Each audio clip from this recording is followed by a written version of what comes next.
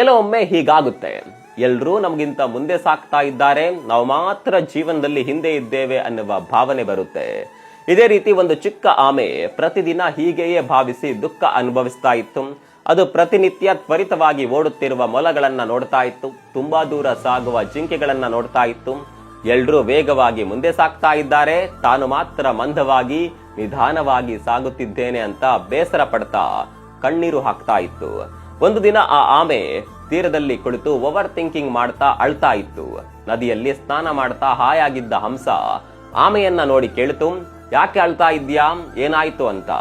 ಆಮೆ ನೋವಿನಲ್ಲಿ ಹೇಳಿತು, ಎಲ್ರೂ ಜೀವನದಲ್ಲಿ ಮುಂದೆ ಹೋಗ್ತಾ ಇದ್ದಾರೆ, ಅವರಿಗೆ ಒಳ್ಳೆ ಟೈಮ್ ಬಂದಿದೆ, ಆದ್ರೆ ನನ್ಗೆ ಮಾತ್ರ ಜೀವನದಲ್ಲಿ ಒಳ್ಳೆ ಟೈಮ್ ಬರೋದೇ ಇಲ್ಲ ಅಂತ ಅನ್ಸುತ್ತೆ ಅಂತ ತುಂಬಾ ಬೇಸರವಾಗ್ತಾ ಇದೆ ಅಂತ ದುಃಖದಲ್ಲೇ ಹೇಳುತ್ತೆ.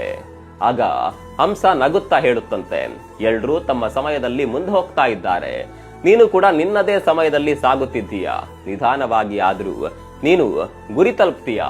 ಇಂಥದ್ದೊಂದು ಮಾತು ಕೇಳಿ ಸ್ಫೂರ್ತಿಗೊಂಡ ಆಮೆ ನಿಧಾನವಾಗಿ ಸಾಗಲು ಶುರು ಮಾಡುತ್ತೆ. ಪ್ರತಿದಿನ ಒಂದು ಹೆಜ್ಜೆ ಮುಂದೆ, ಇನ್ನೊಂದು ಹೆಜ್ಜೆ ಮುಂದೆ ಮಂದವಾಗಿ ಸಾಗಿದ್ರೂ ಕೂಡ ಅದು ನಿಜವಾದ ಶಕ್ತಿ, ಧೈರ್ಯ ಮತ್ತು ನಿರಂತರ ಪ್ರಯತ್ನದ ಮೂಲಕ ತನ್ನ ಗುರಿಯನ್ನ ತಲುಪುತ್ತೆ.